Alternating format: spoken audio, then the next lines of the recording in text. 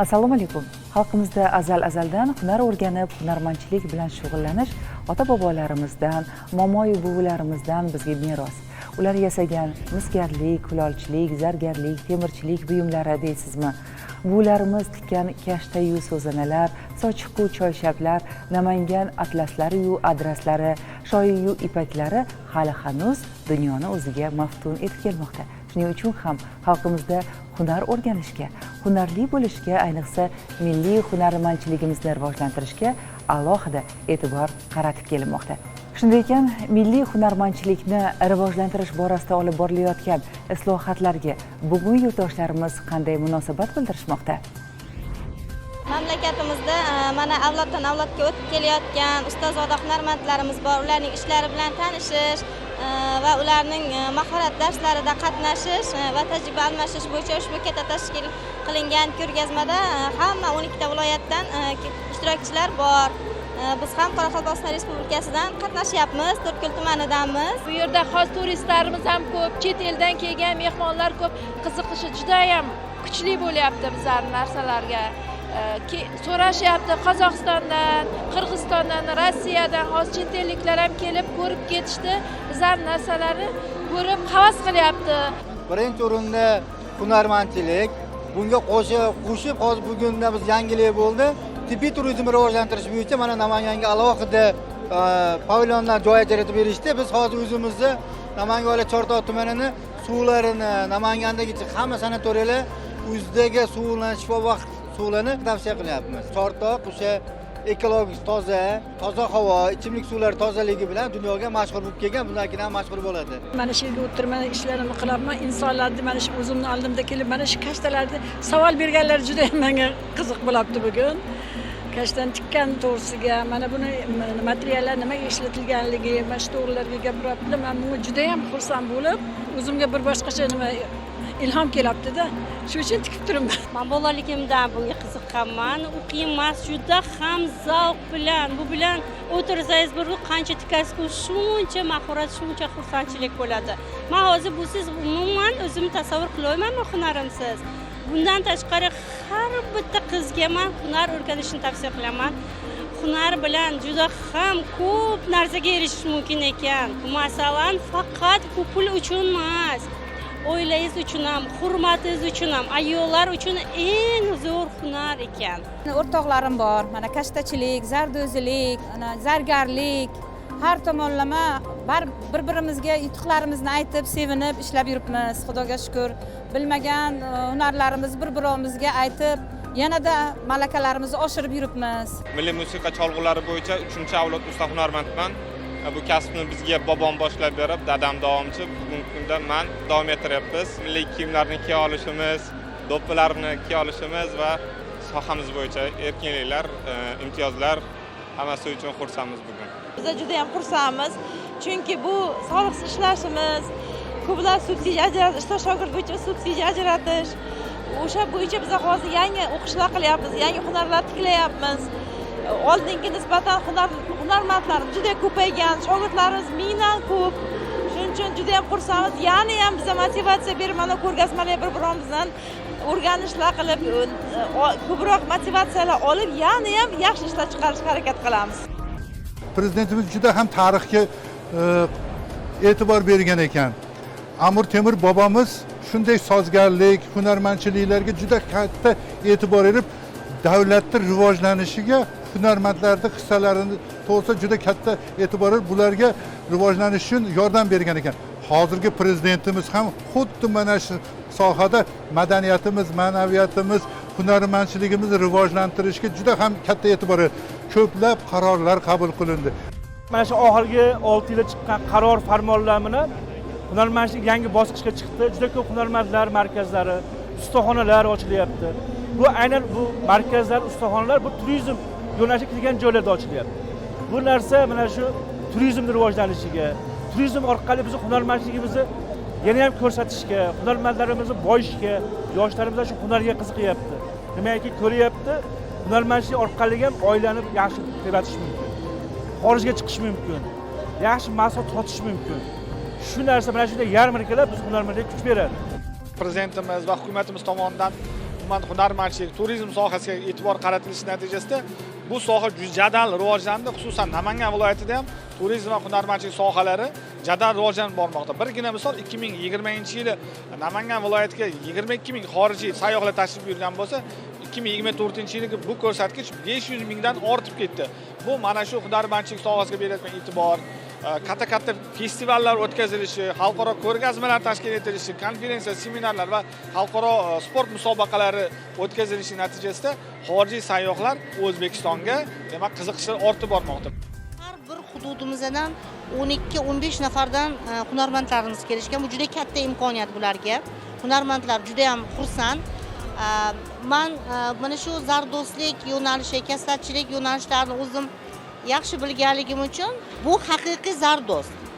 Ko'pincha zardo'stlik deb aytishadi, qo'l mehnati, lekin u mashinada tikilgani bilan qo'l mehnatinikini o'rtasida juda katta farq bor.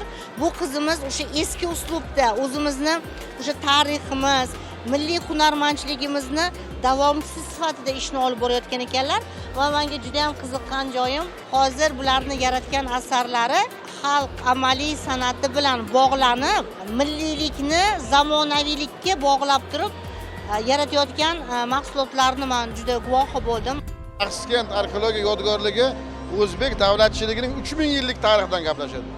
Prezidentimiz o'tgan yil Namanganga tashriflarida Axsikent 3000 yillik yubileyini o'tkazish, u yerda sharqononalari xalqaro musiqa festivalini o'tkazish bo'yicha topshiriq berdilar.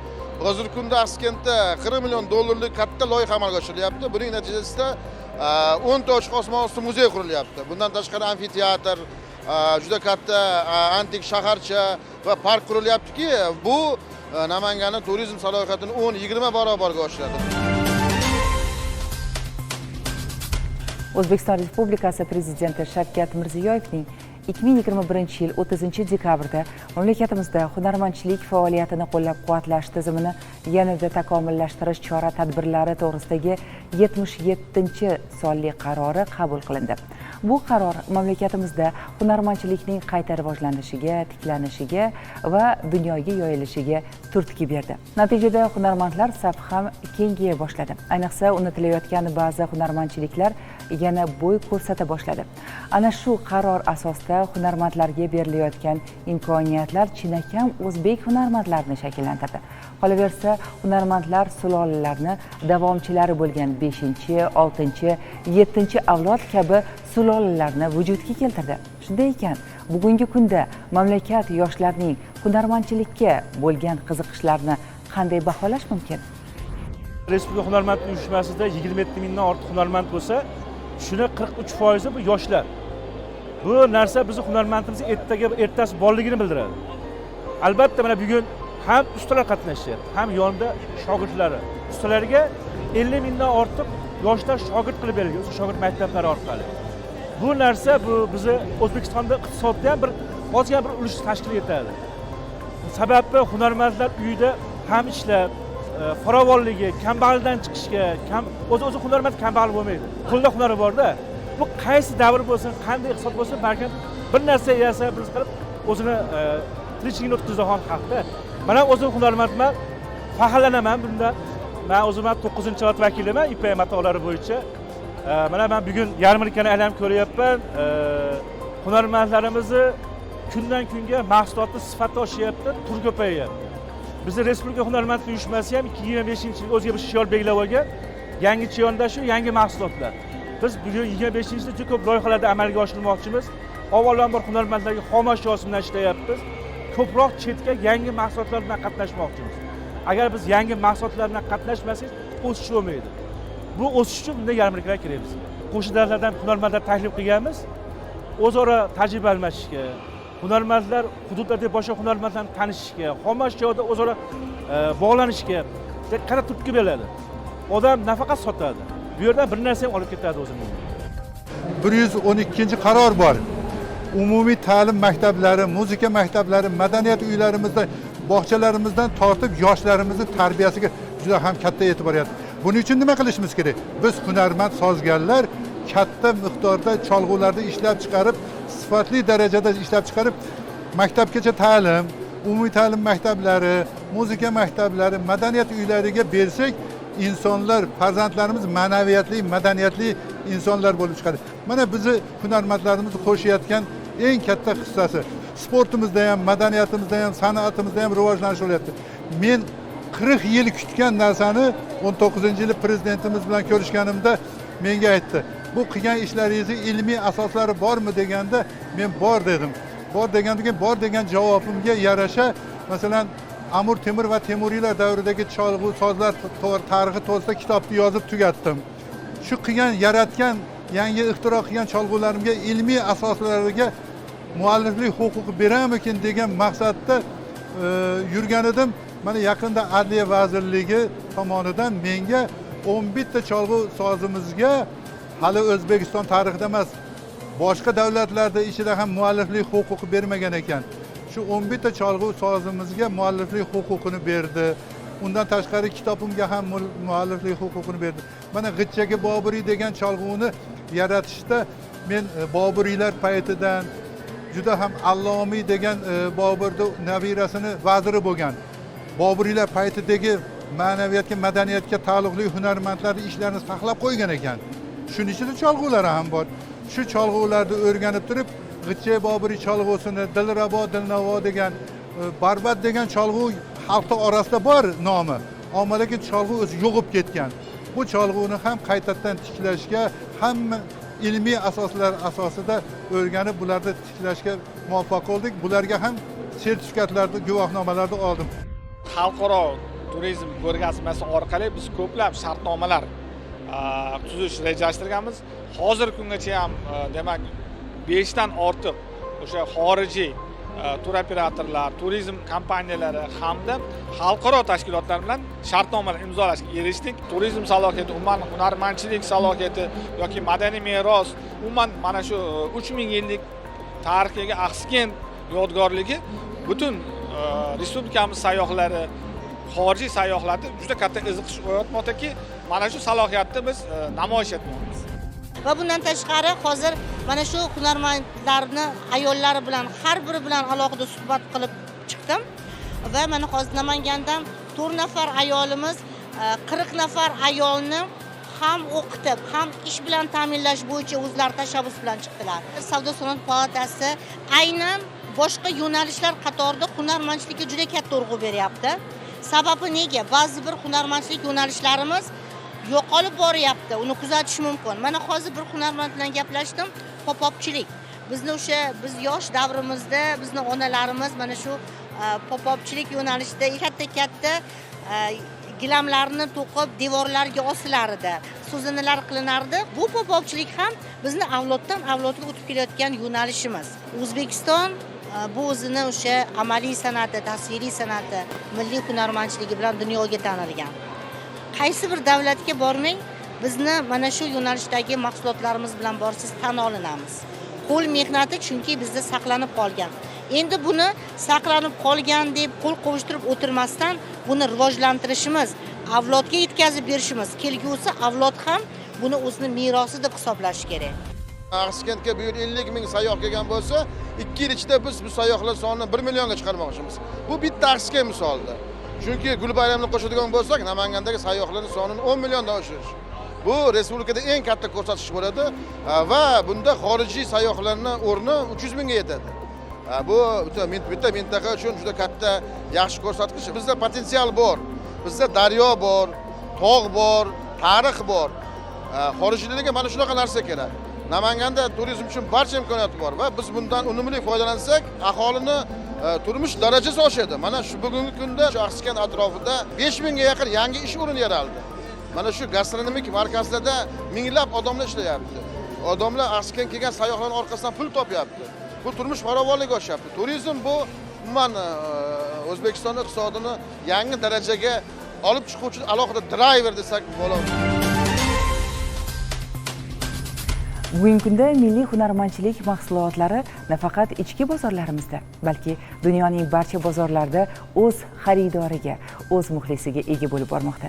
Joriy yilning 21-23 noyabr kunlari mamlakatimizda o'tkazilgan Craft Fair Uzbekistan xalqaro hunarmandchilik mahsulotlari va texnologiyalari yarmarkasi ham fikrimizning dalilidir.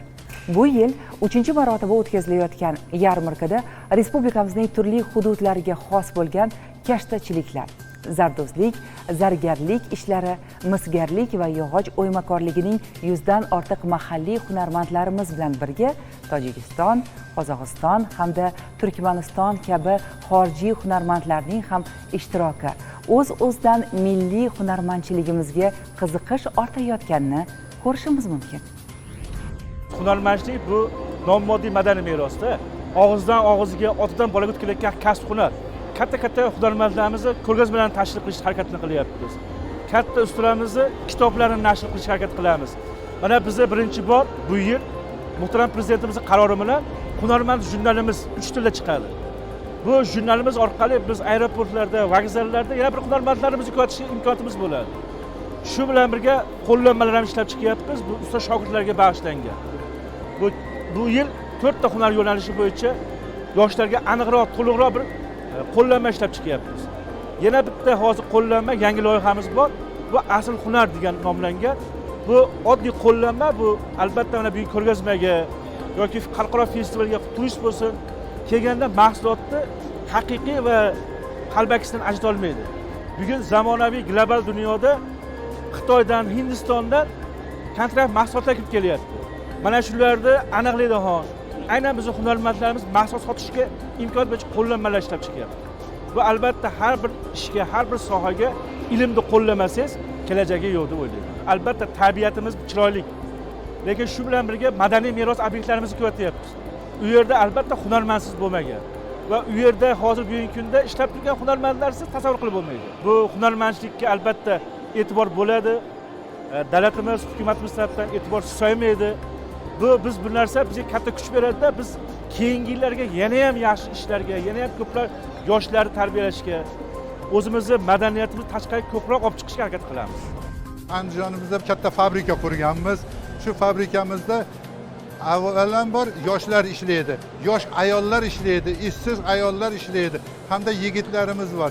Masalan, meni shogirdlarim 100 dan ortiq shogirdlarim bor. Bu shogirdlarim yana ham yoshlarni jalb qilib, konservatoriya bitirgan cholg'uvchilarni sozgarlik sohalariga jalb qilyapti. Bu degan bizning prezidentimizning yangi chiqargan qarorlariga labbay deb sozgarlik to'g'risida ham madaniyat, ma'naviyatimizga labbay deb yoshlarimizni javobi bo'lyapti. Giler nomidagi yosh ijrochilar yaqinda menga murojaat qildi. Bizda katta g'ichay Boburiy dedi, chomaylik. Shuni kichkinasini ham yaratib bering degandan hozir to'rt g'ichay Boburimizdan sal kichikrog'ini yosh 5-sinfdagi bolalarga ham yangi cholg'ularni bu bolalarning g'oyasi qarang. Bolalarning g'oyasi asosida biz yangi cholg'uni yaratish ustida hozir ilmiy ish olib boryapmiz. Ko'rinib turibdiki, xalqimizning hunarni egallashga, hunarmandchilikni rivojlantirishga bo'lgan qiziqishi eng avvalo insonning o'zidagi qobiliyatini yuzaga chiqarishga qaratilgandir. Har yili mamlakatimizning 100 dan ortiq hududlarda milliy hunarmandchilik mahsulotlarining ko'rgazmalari, festivallari, yarmarkalari tashkil etib kelmoqda. Bu qo'ligul hunarmandlarimizning mahsulotlarini sotish bilan birga xorijiy hunarmandlar bilan bir vaqtda tajriba almashish, mahorat darslarini tinglash va zamonaviy uslubda yangicha yondashuv asosida o'z mahsulotlari turini ko'paytirishga qaratilgandir. Qolaversa, milliy hunarmandchilik aholi o'rtasida bandlikni ta'minlashga hamda mamlakatimizda turizmni rivojlantirishga qaratilgani bilan ahamiyatlidir.